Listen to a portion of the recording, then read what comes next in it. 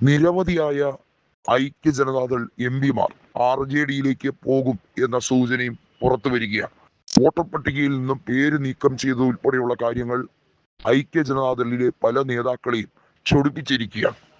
അതിൽ നിരവധിയായ എംപിമാർ കൃത്യമായി സ്പീക്കർക്ക് കത്തയച്ചിരിക്കുന്നു, ലോക്സഭാ സ്പീക്കർക്ക് കത്തയച്ചിരിക്കുന്നു.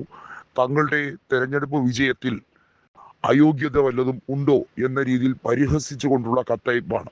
കാരണം അവരെ ഉൾപ്പെടെ തിരഞ്ഞെടുത്തത് ബീഹാറിലെ വോട്ടർ പട്ടികയിലുള്ളവരാണ്.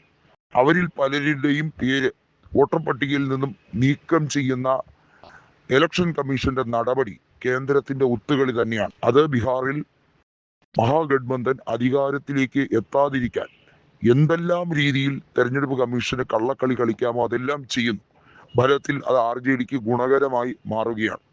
തെരഞ്ഞെടുപ്പ് കമ്മീഷന്റെ ഒരു പദ്ധതിയും നടക്കാനും പോകുന്നില്ല.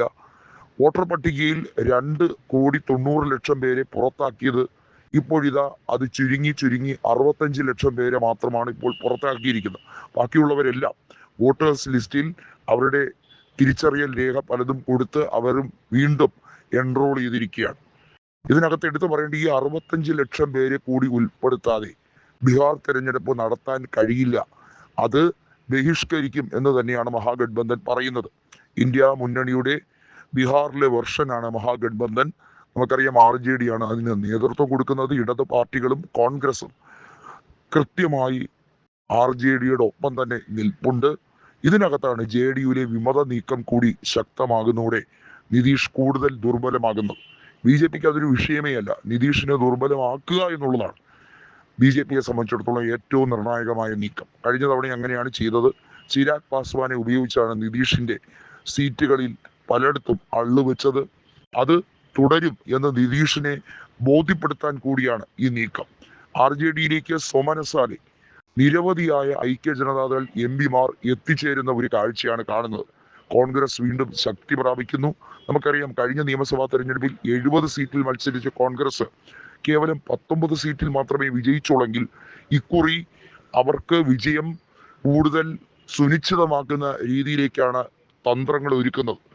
ബീഹാറിൽ പല ക്യാമ്പസുകളിലും സന്ദർശിച്ച പ്രതിപക്ഷ നേതാവ് രാഹുൽ ഗാന്ധിയെ തഴഞ്ഞ സർക്കാരിന്റെ നടപടി ബീഹാർ ജനത, യുവജനത അതൊരു വലിയ പ്രക്ഷോഭാഗ്നിയായി ഏറ്റെടുത്തു കഴിഞ്ഞിരിക്കുകയാണ്.